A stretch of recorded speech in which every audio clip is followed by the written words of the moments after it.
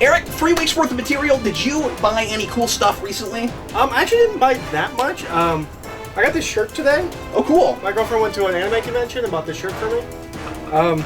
It's Guts from Berserk, She's so which nice. is the single greatest thing ever written ever. Which I may be reviewing in the near future. Cool. Have you guys started watching some of that, or?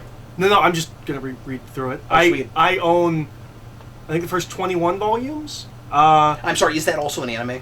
Yes. Okay. But it's I didn't know if that's what we were talking about. Or... yeah. There is an anime. I am Japanese. It has stupid. the greatest ending of all time because it ends on a cliffhanger and never got a second season. But the cliffhanger is like the most horrifying thing ever. So it just has the most like. You cannot find something with a more downer ending than the Berserk anime. And the new anime sucks. Because it's all computer graphics and it looks worse than that Godzilla. Especially the movies. They looked like... So you showed me this thing at work. I didn't realize you were getting it. No, yeah. I bought this. I'd already bought it when I showed it to you. I got a Scouter for no reason other than it came in. It was $2 at work. Now, for people who don't know what that is, that's Dragon Ball Z. Okay. If you've ever seen Power Levels or you've seen the Over 9000 meme... This is the thing that 9000 is being displayed on. And that is obviously not meant for your head. That's no, meant it's not for a child's head. Let me see if it fits me better. It's like $2. I told Eric this when we were at his work, but this reminds me, not any better than you, really. It does adjust. It pulls up. Oh, does it? Okay. Here, because you plug it in here, so... Oh, okay. I think I can get it... Okay, so this is as high as it can go. I don't know if it looks any better like that. Not really. Well, it's because the viewer portion goes like into your face. Yeah. It's like it should flip out more. Yeah. But it reminds me of the Jim Hadar viewers from season 6 and 7, Deep Space Nine, and obviously you haven't gotten to that stuff yet. No. And speaking of Deep Space Babylon 59, we still have not figured out what we're going to do back to it. moving forward, but we've been having to watch Jessica Jones and a bunch of other stuff. We should also mention real quick that we're not, I meant to say this at the beginning of the Omnibus, but we're not going to be reviewing Jessica Jones this week. We're 7 episodes in. We are halfway through, and we will cover it next time. What else you got? So I'll run to these real quick. Yeah. At my work, This was a cool find. We came into possession of a bunch of... That's just DVD on bar, someone that was in that stack. I came into possession of a bunch of Hammer films, which is nice, because the only thing I own of Hammer is most of their Dracula films and Captain Kronos Vampire Hunter. So a lot of these I haven't seen. All of these I haven't seen. I got Reptile, which I'm hoping is their riff on Creature from the Black Lagoon, but I don't know. Curse of Frankenstein, I'm really glad this came in actually later than the rest of these, but this is their first Frankenstein movie. And I've never seen any of their Frankensteins. And one of these has a later Frankenstein, and I was like, that's weird to watch without. But this is Peter Cushing as Dr. Frankenstein, and Christopher Lee as the monster. If you didn't know, he also played the monster, not just Dracula. He also plays Frankenstein's monster. Yeah, I didn't know that. I've got Rasputin, the Mad Monk, starring Christopher Lee. He just looks as horrifying as he ever looks. Yeah, no, he looks terrifying in that. He looks like Alan Moore. He does look like Alan Moore in that. I got The Mummy. I'm excited to see what their mummy's like, because I've not seen it. I've got The Mummy Shroud, which is a later sequel, and Peter Cushing's in this one too. And Christopher Lee. Christopher Lee is the mummy in this. Does it even matter that it's Christopher Lee, or does he have his face covered the whole time? I don't know. This is not a Hammer film. It's called Twice Told Tales. But it was 99 cents, stars Vincent Price. I think it's a horror anthology film. Never heard of that. Excited for that. I got a movie called The Creeping Flesh, starring Christopher Lee and Peter Cushing, because they're just in all of them. I picked it up just because the two of them were in it. I was like, well, it's not the one with the two of them. I might as well grab that. Manos made a post recently where he said that Vincent Price would have made a really good Doctor Strange. I think he could have made a really good Baron Mordo. I don't see Vincent Price as a good guy. Oh, I mean, he maybe could have, but Mordo's a good pick too. Yeah. And then I got this, which is the Hammer Horror Series. If anyone doesn't know about the Hammer Horror films, I don't know what they did, but like no one has the rights to all of them. And it's very hard to get like a collection of them. That's why I said this was a cool find. So this is a collection of just a bunch of different things. So it's Brides of Dracula, which is nice because one of the Draculas I don't have. Also, Dracula's not in it. Peter Cushing is, but Christopher Lee is not. And it's the first actual sequel to their first Dracula movie. Then Curse the Werewolf, which I think is their only werewolf film. But a lot of those things are really loose in their continuities, aren't they? With the exception of the last one, all the Dracula films pick up from the previous. Okay. I don't know if Brides factors in there, but all of the Dracula films do. Or am I thinking of Universal when I say that? Universal plays fast and loose, especially as it goes along. Okay. All I know is what I've heard from you and Manna. I was talking about these things over the years on the channel. Phantom of the Opera, Paranoiac. I don't know what that is. Kiss the Vampire, which I think is one of their like weird lesbian vampire trilogy. They did that. Okay. They're all loosely based on Carmilla, which is a novel that predates Dracula. That's kind of the first time we actually condensed all the vampire myths into a singular entity. It's before Dracula. And it also has some very strong homosexual overtones, especially for the time. Yeah, sure. A movie called Nightmare, a movie called Night Creatures, and then The Evil of Frankenstein, which is the third Frankenstein film. So I got those, and then the last thing I will talk about is we went and we picked up some comics. Yeah. And I'm really bad. Talk about this guy. Talk about this place. 'Cause it was cool. So it's in like it's not a flea market. What is it? It's just an antique shop. It's an antique store, but it might as well be a flea market. Yeah, I mean, they call themselves an antique store, but it's a flea market. And people rent different spaces, and so we found this guy on Craigslist. He says that he has 12,000 comics. He's selling off his personal collection, and 90% of 90% of them are number ones. And we went there, and he wasn't lying. No, it seems like this guy. And he said, "I go all the way back to the '70s." Like everything he said was right. It seems like this guy bought the number one of like everything, going back to like the '77, '76. And we've decided every couple of weeks we might go out there and see. Yeah, because he obviously doesn't have everything there. He just keeps restocking it, and it looks like it's about as much space as you usually see, I would say, for like the dollar bins at a lot of comic shops. It's like 10 long boxes. Maybe a little bit less? It's maybe more like 15. Is it more like 15? Okay. Yeah, because he's covering, the whole alphabet. That's true. And it swings around. I mean, it's booth size, so... I don't usually buy singles, but sometimes I can. And they're all $2.50 a piece, no matter what they are, and we got some really good deals that way. Yeah. And you'll come out on top if you buy a few. And I also didn't, in one instance.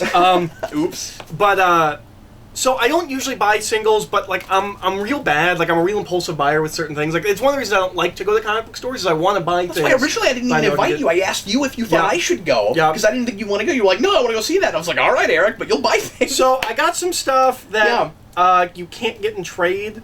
So like I got this just because it looked interesting. It's by Timothy Truman and Timothy Bradstreet, which is the main reason I got it. Is I've never seen Bradstreet art this early back, and I'm not sure if I've ever read anything that he draws the whole thing. If people don't know, basically any image you've ever seen of the Punisher after the 2000s comes from Timothy Bradstreet. He's mostly a cover artist, isn't he? He's mostly a cover artist. It's a lot of Frank Castle standing or sitting in front of a wall, and they're all immediately iconic and amazing images. Somehow, they're all great. It's called Dragon Chiang. I have no idea what this is about. I picked it up entirely based on the cover and old Timothy Bradstreet. I got the Marvel adaptation of a movie called Dragon Slayer, which is a film I have not seen, but George R. R. Martin says has the best dragon ever in film. But I was not the comic, the movie. I was going to say, but it's not on his top 10 list of great fantasy films, right? No, it is. It's number 3. I think it's number 3. Far up. You should watch it then. I should. It's just Disney Vault and all of that. Oh, and is that a Disney movie? Disney movie that no one's ever heard of. Didn't even know that. Okay. I got Daredevil Bullseye just because I don't own it. It's a 3-issue miniseries that only 1 issue ever came out and will never be finished. If I'd known you wanted that, I would have saved back one of the 10 copies I used to have when I was selling on eBay. It's Kevin Smith's sequel because Kevin Smith kind of... Oh, I sold that before, too. Acted like a big baby. After his run on Daredevil, Joe Quesada promises Kevin Smith he won't let anyone else write Bullseye until Kevin comes back and does something with Bullseye. And I don't know why you would ever say that. Like, he finished his run. Yeah. But he's like, I'm not going to let anybody else touch Bullseye till you do Bullseye again. And he hears Bendis is doing Bullseye, and he calls up Joe Quesada. He's like, oh, I guess someone else is going to do that Bullseye story. And he was like, oh, man, I completely forgot. So, like, out of spite, Kevin Smith starts the series and never finishes it. Well, I thought you were going to say Kevin Smith just doesn't finish that series because of that. He starts it. Yeah, I think he has gone on record in more recent years as being like, yeah, I kind of started that series from the wrong place, and I don't really intend to finish because, like, I just did it because I was mad. Also, I don't know how you would finish this series at this point. Like, so much has happened. Like, yeah. It would almost be an out of continuity thing at this point. I've read that. I don't remember what happens in it. It's basically just Bullseye gets hired to kill Captain America. I'm not even sure if they say Captain America, but it's very clearly it's very post 9/11 kind of thing. Okay. I picked this up, which is James Bond #1 of 4, A Silent Armageddon. I'm thinking about possibly starting to collect James Bond comics because it doesn't look like Dynamite's ever going to trade them. Okay. That'd be the only way to read them. I know Dark Horse did like 2 or 3 miniseries, and then Mike Grell did one, which I've read 1 issue of and was pretty good. I liked. He wrote Andrew it. And then when is this from? Sorry, I didn't mean to move your stop. It's got to be the mid '90s. Because Grell does his in the late '80s, so that's got to be mid '90s. And then I got something. This is where I overpaid. These are not worth what I paid for them. Oh, yeah. But I got them because we are going to review these. Yeah, we are. On the next Omnibus. Yes, we are. So, a couple of weeks ago on Facebook, I posted this picture of Gunfire #1. One of my favorite Facebook posts of all time. That says Eric on the channel. He doesn't need a weapon. He is a weapon, as he has a hammer that he's firing a laser out of. He also is dressed like RoboCop. Well, part of your joke was, when are we going to adapt this guy? Yeah. Because we keep adapting weird DC things. Yep. This is the perfect Zack Snyder DC character. If Human Target got 2 TV shows... Where's Gunfire? Where's Gunfire? With all the crap that we're spinning out of metal, where's Gunfire's new miniseries? Damage is getting a miniseries. Especially considering how many things in metal are really random and obscure that we haven't seen in a million years. Where I'm like, is that a pre-existing character? No, of course it is. So I picked up Gunfire #1. I could have got it for $1, but I paid $2.50. But I also got, because it was convenient, Gunfire #0. So are those the only 2 comics that ever existed for that character? Did he actually? I assume he ran at least 6 issues. Yeah, it's by Len Wein. Is it really? Yeah. So we're gonna review Gunfire #0 and #1. Yeah. And that's pretty much all I've gotten. I also cool. got that Megatron, which Yeah. I started transforming, and he broke in half. And No I need to way! glue him. Yes. Oh, so I don't that's know why if you he didn't was, bring him out. I don't know if he was already broken and it just hides it in dinosaur mode, but wait, was that Megatron? Yeah, it's Megatron. Oh, I'm gonna cry. You broke the. I forgot that was a dinosaur. Oh, you broke your dinosaur Megatron. It's the Transmetal Megatron, which I think is the iconic version of that character from Beast Wars. Yeah, he broke in half. I'm gonna try and glue them together because I'm never gonna turn him back into robot mode. Like I just want him in dinosaur mode. I just want him in robot or were you trying too hard? What happened there? When you transform, you have to twist his legs, and I just twisted his legs, and then he was broken, which makes me think he may have been beforehand. But I don't know. I might have just been turning But you too weren't hard. forcing it or anything. No, I just turned it, and I was like, "Oh, that's was that not in a box?" No. No, it was. Okay, No, well then it wasn't probably in a box. was broken in the first place. Yeah. Well, I will start off with my stuff, Eric. Showing off the comics I bought at that place, and I bought way too many things at that place. But I'll just go through these really fast. I bought some stuff because I needed them as gap fillers, and I got some things because they were weird. There's some really weird things in here, and I'm going to review one of them a little bit later today. I got the Free Comic Book Day issue right after. This is 2015. I didn't get this for some reason. Weird. And I just read it the other day, and it's pretty much just a recap issue, but it's Santaluco art, and Waltz did write it, so it's technically part of that. It's just the Ninja Turtles reminiscing about City Fall and the immediate aftermath of City Fall. And that makes sense as a Free Comic Book Day issue. Yeah, it does. It just catch you up. Yeah. But it was really nice of them to have it drawn by Santaluco. I mean, like because you also get the flavor of what that book is right then. Here is Sequest ESV #1 because I didn't know it existed, and I can't say no to that for $2.50. I might review that next time too. It could happen. Here's Wild Thing #1. I tried to read this. I couldn't do it. I got 3 pages into this. It's Nicky Doyle Wild Thing. The Do only you think that'll be in reason- the Venom movie? If Nicky Doyle shows Wild up Thing? in Venom, I'll be really surprised. I'll be like, I'm the only person here who knows this, and from the 3 pages of this horribly drawn, horribly written comic that I don't even know who wrote this. I'm not gonna even say because it's terrible and I don't want to talk about it. But I only bought it because Venom and Carnage are on the cover and I collect them. But it's not about them. It's just, and it's one of those stupid covers that just reveals the big revelation at the end. It's not even a revelation. Which is that Venom and Carnage are in it? Venom and Carnage are there, and it's not even Venom and Carnage. This whole thing takes place in a virtual reality. It's not even important that it's them. So this is amusing. This is a Supergirl American Honda PSA comic that tells you how to wear your seatbelt right and to avoid car crashes. And I read a little bit of this, and what's great about some things like this is when it's obviously just a big preachy thing, but the art is great. I love that. I might review that at some point. Here is Superboy the comic book. This is from 1990, and it's the first issue of a series I didn't know existed based on the TV show, allegedly. But I opened it up and looked at it a little bit, and it just looks like Supergirl or is it like comic book Superboy. It doesn't look like it has anything to do at all with that show, but maybe it does. Not to make the segment run even longer. Mm-hmm. You know those picture comics you hate? Where it's like just stills from the. Oh God, yes, it's the worst. We got one, but I wish that had been this. That would have been great. We got one for Fantastic Four, the first movie. It's just the movie, but with stills. So, is it weird? Okay, I'm going to answer my own question. This is weird. It somehow doesn't bother me as much with live action as it does animation. I don't know why. I think it's because it's...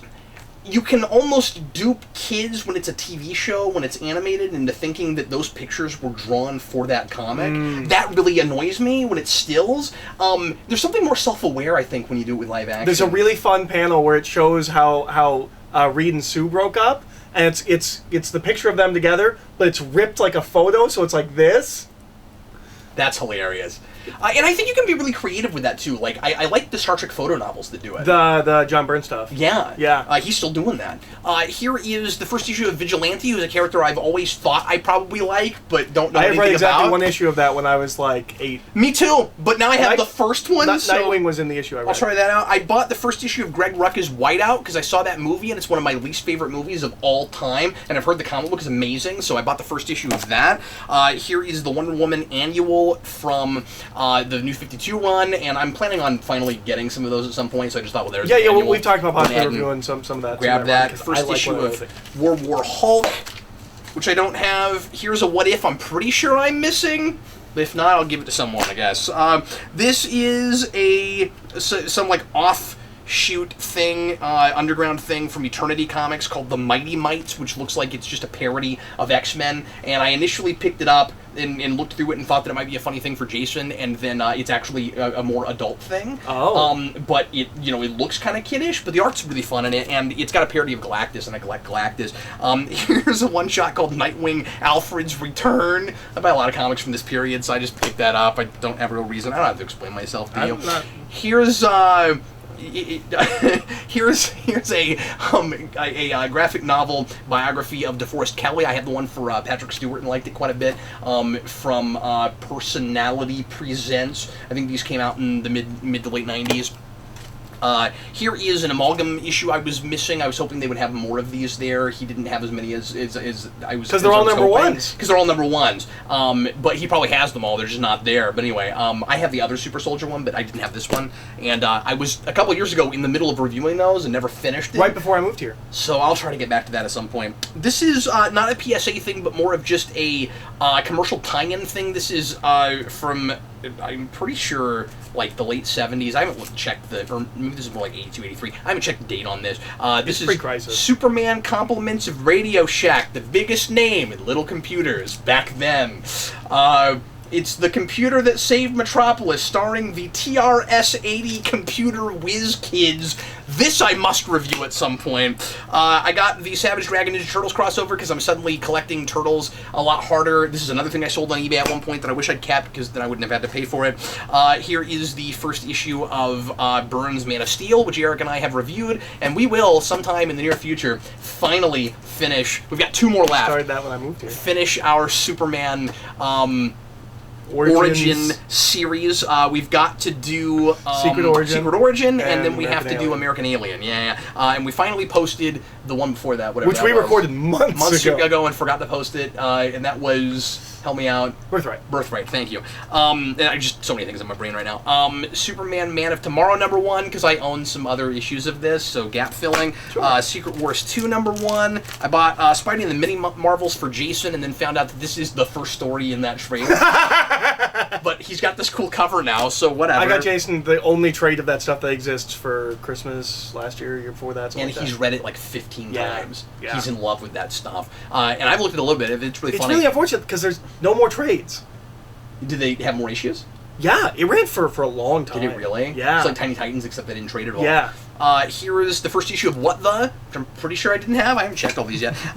Here is the first issue of Super Dinosaur, or rather, an Origin Special. I have the first couple issues of this, and Jason and I liked this a lot, and then at some point fell off of it for some reason. I don't know if Kirkman ever finished it, or if we accidentally ran like 7 or 8 issues. Pulled it off our pull list, but we loved it, and it's unfortunate if he stopped that. And then finally, here is the Justice League America Annual from 1983. Just so that's not Skeletor. The big stack of stuff I got from that flea market, and then at Eric's work, I got a fantastic deal, probably because Eric priced it, on... Well, I mean, like, that makes it sound like I did something devious. That's what it ended up being.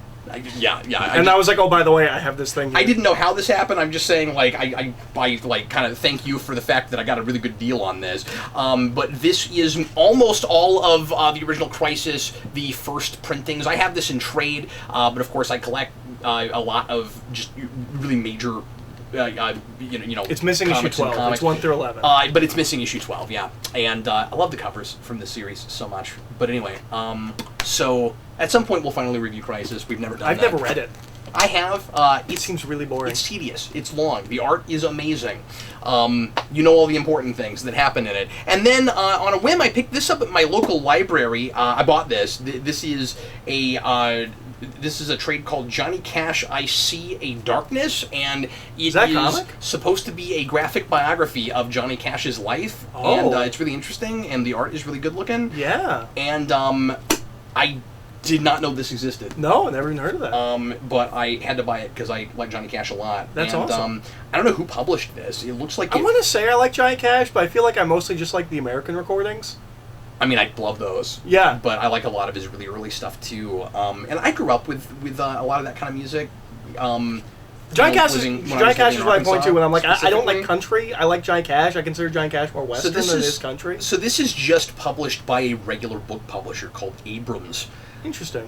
This is not a comic publisher, but it came out in 2009. Okay, Abrams Comics Arts, an imprint of Abrams. This might have been the only thing that imprint published. I don't know. Anyway, so... I wonder if they published other biographies. Like, that would be cool. If they just did, like, some music... really some fast, stuff. Here's some recent stuff from my polls. I'm not going to mention everything. I need to finally actually read some Mr. Miracle, but I will probably at this point wait until it's finished. I read the first issue and liked it a lot. And, of course, people are losing their minds about that. I still got to get back to Astonishing X-Men, which I cannot figure out if this is going to end at 12 like it was supposed to, or if it's going to keep going, because it's got, like, story arc names, and I think that's weird when you're only a 12-issue maxi series, because the top of this says, and I haven't read this in 3 or 4 issues, but A Man Called X. I'm like, well, why would you do that if it's only going to be 12 issues? So I'm wondering if that's selling well enough that Soul's going to get to keep going with that. I kind of hope so, because I like that team a lot, both the writer and artist team and the team of X-Men. And then Batman White Knight I've got to get back to. That was fascinating, what I read of it. Recent issues of Batman. I still buying Bane Conquest? Any of Bane Conquest? I haven't read any Oh of no, that. they ruined his mask! Yeah. Why? Why do we have to keep giving Bane... Why does that feel a luchador mask? He's not even from Mexico. I don't know. We reviewed the first issue of Shadow Batman and weren't in love with it, but I haven't looked at any more of it since. Did you keep buying it? Yeah. Oh, I didn't know that. Yeah, I've continued buying it. Well, I'm weird with crossovers like that, with my collecting. I bought the first one, so I'm getting that one as well. They changed the name of New Superman to New Superman and the Justice League of China, which makes me think that they are getting more panel time, although it's weird because they were already getting lots of panel time. Like, it was already reading, I was just asking someone the other day. I was like, ensemble cast board. Is New Superman still going? Yeah, it is. Because we used to stock it, and we don't anymore. Yeah. I'm surprised, honestly, that has continued going. The yin-yang symbol is awesome. I didn't notice that until just now. Cool. That's really cool. I love that book. I haven't read it in 8 or 9 issues, but I love it. Jetsons I got to get back to. Jessica Jones I got to get back to. Is that the last one? I don't know. We must be really close. What number is it? 17. I think 18 is the last one. So I wonder if he's going to have one issue that's kind of standalone that finishes everything, or if it's the last issue of Return of Purple Man. At the risk of spoiling this, I'll see if... Next issue is called The True Meaning, so I guess it's going to be probably one issue that caps it all off. action has been just really bad, honestly, lately, and I'm That's excited all gonna change. to see what 1000 looks like and where we go from there. And then I just read Ninja Turtles 79. I'll review more of that stuff later on. Eric and I are going to go through that series at some point, so I don't know if I'm even going to talk. Once we finish the Mirage, we'll start going through. The plan is when we finish the Mirage, I'm going to start buying occasionally the hardcovers from IDW, and we'll start going through it. Yeah, hardcover by hardcover. We're still in the middle of Invasion of Triceratons, and we're finally seeing at the end of this a big showdown between the Turtles and Splinter, which we've been waiting for forever. So that's really exciting. Go-Go Power Rangers #7. This continues to be the series I wish that series was in the first place, and it's great. We're not to Shattered Grid yet. That happens, I want to say, the very next issue of the main Power Ranger series, so I'm excited about that. And this was weird, and I have to mention it. So I picked this up because it was free. Eric and I are going to review World of Krypton by John Byrne soon, maybe next show, just depends on if we have time. We've got to do Supreme Power next time, so I don't know if we're going to have time. But one of our Patreon requests is Supreme Power, and so we've got to do that soon. But anyway, World of Krypton is a thing that Eric had never heard of, and a couple weeks ago when we were talking about this new Krypton show, I was like, which is being advertised all over this, I was like, hey, have you ever read World of Krypton? And he's like, what is World of Krypton? So we looked it up, and I showed it to him, and it turns out that there were two things called that, and the one that I knew about was not this one. So I ordered it. I got a trade for a good deal on eBay, and I don't have it sitting in front of me, but we're going to review that. And Eric sent me a picture of this, and I was like, oh, they did another World of Krypton? And he was like, no, it's just John Byrne's World of Krypton with a cover to sell that show, and it's preposterous because, this is going to have next to nothing to do with that show. Like, they're not doing John Byrne's Krypton. I mean, to be fair, John Byrne's Krypton is inspired by, or Man of Steel is inspired by John Byrne's Krypton. It's massively inspired by it, and I can kind of see doing a tie-in, but not putting the characters from the show on the cover. That's my thing. Yeah, because that's got to be about Jarrell, right? Actually, it's not. Oh, it does go back further than that. Oh, yeah. Okay. It might Jarrell, because I think there are multiple stories in that. Okay, I think it's not like 3. It's like 5 issues. Oh, it's 5 issues. It's 4 or 5 issues. Wow. But I think they're each standalone stories that probably progress forward in time. Probably like the book I'm going to talk about later today. But at the very least, I think it's going to have a lot to do with it. It's going to be a lot like that. Yeah, Atlantis Chronicles. But anyway, at least they gave you the cover inside. Yeah. And, so that's good. But it's cool that they're reintroducing people to this, if anybody looks at that. And yes, I will watch that pilot and review it. And I hope it's really good. I'm not expecting a lot from it. I hope it's nothing like the trailer. Yeah. And somebody sent me, Malik sent me a behind-the-scenes thing on that show, which I've not watched yet. Okay. And I kind of don't know if I want to. I kind of don't know if I want to know too much, because it's like 20 minutes. Like, I don't know if I want to see that much of that show before I see it. So, or at least it looks like it was that long. We are farther, or I'm sorry, I took a really long time on all that stuff. Okay. I was like, I got just a couple of things. I'll blow right through it. What I was going to say is we're taking longer on the segment than I wanted to, but we both had some stuff. So let me try to blow through a couple other things. So Jeffrey Patron came down from the East Coast to meet us this week and go to the They Might Be Giants concert. Yeah, he didn't get to meet you, but he came down for the concert, and he was going to some other states, and he came over and hung out with me and Jason for a few hours, and he brought me some stuff. He brought me the Jack Kirby Omnibus Volume 2 because he accidentally bought 2 copies. And I guess he couldn't send it back for some reason. I don't know what the story was with that, but he asked me if I wanted it. And he was going to send it in the mail, and then it turned out he was coming to my house, so he just brought it to me. But part of the reason I'm excited to have this, even though I don't have the first volume, is because it has the entire Superpowers mini. Cool. Which I have a couple issues of, but I've always wanted to read cover to cover, and I've never had a chance to do that, so I may try to review that sometime in the near future. But that's exciting, and I love all those classic costumes, and obviously, everybody loves Kirby, so it's really cool to have that. Obviously, I'm not a big trade buyer, so it's neat when stuff like this falls in my lap, so thanks a lot, Jeffrey, for that. And also, he brought me some Team BG stuff, so he is part of this apparently kind of hush-hush fan club that I guess I won't say too much about because he's not sure if you're supposed to talk about it or not. But there's some swag. He got me a couple patches from that, which are from the Giants' new album, and I don't have those sitting in front of me. But it also came with a comic book that I've not read yet called The Escape Team, and I don't know what this is about and what exactly it has, except for the fact that it's about a bunch of weird, crazy mutants. But I don't know what it has to do with They Might Be Be Giants, except that the art in it looks very much inspired by, or might even be drawn by someone that had to do with this. I don't know, because I don't know anything about David Cowles. But it looks like the Hotel Detective video from way back in the day. So it's at least in an aesthetic that I associate immediately with They Might Be Giants. There's also a calendar from the aforementioned Escape team, and at the concert, since I'm in They Might Be Giants mode right now, I bought a couple of, where's the other thing, there it is, a couple of things at the Giants swag table. We reviewed, Jeffrey and I, I think a couple omnibuy ago, the new album I Like Fun, which I bought on vinyl there, and this is signed by both of the Johns, so I finally have their signatures, which is nice. Did you get signed there, or did you No, it was already signed, and there's just no good way to do that. If you ever get them to sign something, you should take your state songs. Oh yeah, that would be definitely, that would be the thing. So, real quick, because people don't know what you're talking about, and I wish I had that in front of me, there is this, I maybe have mentioned this before, but there's a 45 that John Linnell put out in the late 90s after State Songs came out, which is a solo album he did that, without John Flansburgh, without the rest of the They Might Be Giants, and it's allegedly about the states of the Union, but it's not straightforward about it, and it's kind of turning a lot of them into metaphors, but sometimes there's really funny literal things he does, like Arkansas is one of my favorite songs on that album, and not just because I'm from there. Arkansas is a sailing ship that is to the scale of 1 to 1, and it's the exact size and shape of the state of Arkansas, but it's a ship, and you can't tell the difference between them. But anyway, and Montana is a leg, and anyway, so... But I finally, a couple years ago, got a 45 that has... It was while I was here, so it was only... Was it while you were here? Oh, yeah. Okay. Because you came home and you're like, so there's always been this rumor that this existed. No, I didn't buy it when you were here. It's just, I had it buried.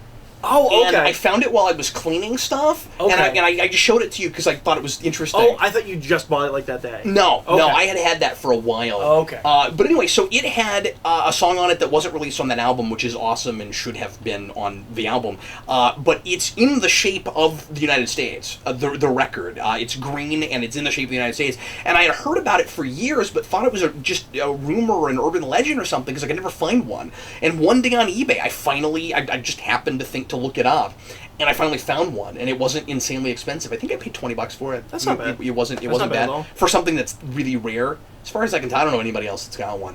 I don't know a lot of huge Giants fans. Yeah, I don't know a lot of Giants fans either, but it seems to be relatively rare. So anyway, so I got that, and actually getting to meet them and getting them to sign things is not the easiest thing. They'll sometimes do like record store signings, but I don't know if they've ever done that here. So I mean, you'd about have to go to New York, I think. But, and then I got a DVD of videos from them that are mostly weird things from the past, like, decade and a half. I think this came out in, like, 2012. So not recent videos, but 2012 and earlier. Things that they made for online, or things that they had people animate. So a lot of these are animated. Some of them have them in it, but most of them don't. And but there's some really cool obscure things on this. This is called Them Ain't Big Eye Ants. This is not an easy thing to get a hold of outside of concerts, which is why I bought it, because I looked it up while I was at the show, and Amazon and eBay was like $40-$50, so I went ahead and bought it there. And then Jeffrey also got me a couple of documentaries, because that's what he's been having me review lately. This will probably be the next thing I review for him, I imagine, because it was between this and another documentary, and I couldn't get my hands on this until he showed up, but I had already watched the other thing he requested. This is Phil Oakes' There But For Fortune, and Phil Oakes is mentioned in a Giant song, which is the reason Phil Oakes keeps coming up with he and I in conversation, but I never actually listened to Phil Oakes, so that will be educational for me, I'm sure. And then this is Jeff Tweedy, Sunken Treasure Live in the Pacific Northwest. I know nothing about this at all, so I don't know what this. The box looks mysterious. I don't know anything about this at all, but this is also a thing I imagine he'll ask me to review, and if not, I'll just watch it. So there's that stuff, and then finally, I wanted to mention the most recent issues, issues, books, trades in the IDW Eagle Moss Star Trek collection. This is mirrored, which is part of the Abrams-verse TOS stuff. Ooh, that's an embarrassing cover. It's rough. Yeah, I don't love that. One of the things that sucks about the Eagle Moss collection is that not only do I have to, if I'm going to buy all these, pay $15 a piece to get a lot of Abrams vs. Trek comics that weren't good enough, I didn't think to buy in the first place, but they front load them, and that's really irritating. But I mean, some of these were okay. This arc was not great. There was some fun stuff about it. One thing I do appreciate about it, though, is this is one of the places where they solidify, where they come right out and say that this universe is not the same as the Prime universe, that when Spock went back in time, he went to another universe at the same time as going back in time. And so this is, they make a big deal out of, this is the mirror universe of Abrams' verse, not the regular mirror universe. And I had a lot of respect for them coming out and saying that. I just wished that it was canon for that reason. I saw a thing on Facebook, you know those like 15 things about such and such you'll never believe, number 7. Yeah. I saw one for like 15 amazing facts about the mirror universe, and the text was like, oh, so I should watch out for people with goatees. I was like, that's a fact? That's a fact on your list. As if no one knew. Yeah, and I mean, it's a thing that's come up a few times, but it's not like everybody with a good, because it's like, okay, but most people in the universe are bad versions. Yeah. Not all of them, but like you should look out for some people without goatees also. I don't know what to tell you. Picard just got a big beard and like just completely just big, like he looks like Alan Moore. Picard looks like Alan Moore. So I was really perplexed by this when I first saw it. This will be the last thing I mention in this segment. This is Early Voyages Part 2, and I said, where's Part 1? Did you get Part 1? It's the one I'm missing. I'm apparently missing one, and it's Part 1, and I don't know if they forgot to send it, or if it's buried somewhere, and I don't know where it is, but it sucks, because this is great, or at least what I've read of it so far, and I'm a little bit irritated that I haven't read the first part yet, and that I can't find it. So this was published in '97. This is when Marvel had the license. And this is written by Dan Abnett and Ian Edgington. I don't know who Ian Edgington is. I know that name, but I don't know from where. They're both British writers, but I don't know what he's worked on. But of course we know Abnett. And it's weird seeing Abnett work with someone else that's not Lanning. I mean, you see him by himself, but I don't know that I've ever seen him with anybody else that wasn't Lanning. I think that Ian guy might have done some Doctor Who. That would make sense, sure. But anyway, so Early Voyages is supposed to be the voyages of the Enterprise under Pike after the Cage. And now, first of all, you may have some adventures from before the Cage. I don't know. I haven't gotten to read it yet. But the first story in this is all I've read of this so far, and I really, really liked it. The art is spectacular. Yeah, the art's great. I think it's really, really good, and it looks kind of like Valiant Comics. At least the coloring. Yeah, that's fair. The flavor of this, even though it's very, very Star Trek, and it does a really good job, I should say, of I'm gonna do a real quick mini review of this because I'll never talk about this probably anywhere else. But this does a really good job of having the flavor of the Cage and feeling like a few years before Starfleet ships got a little bit more polished and updated and stuff. There's more grit to it, which that show kind of had, and it's got a little bit more of a horror vibe. But it also keeps track of the later continuity really well and finds really good ways to fold it in and infuse it. So this comes out the year after First Contact and is talking about the fact that the Vulcan First Contact with humans is what sparks the Federation. Oh, cool. Down the line. And it's remarkable how good of a sense of continuity it has without losing the flavor of that era. And that's really cool. So the first story in this is about a group of Vulcans that ran off when Vulcan was experiencing its logic enlightenment, and they're essentially Romulans without being Romulans. So they have all the old Vulcan customs that you saw in Amok Time. So I showed you Amok Time. Yeah. When we first see them, we go to this planet, and it's your kind of standard, like, we find a ship that we were missing forever story, and they find this. There's a lot of those. There's a lot of those. Yeah, they're everywhere. Like, I would like to see the roster, the list of ships that Starfleet has lost. Yeah. So they come. I mean, space is infinite. It's bound to happen. A lot. They come upon in old. Yeah, but I mean, like, they could have their own investigations unit just for this. You know, like they should have, like, Starfleet. The Lost Ship Brigade. Yeah, but I was gonna say, like Unsolved Mysteries. Yeah. You know, they could have their own show for it.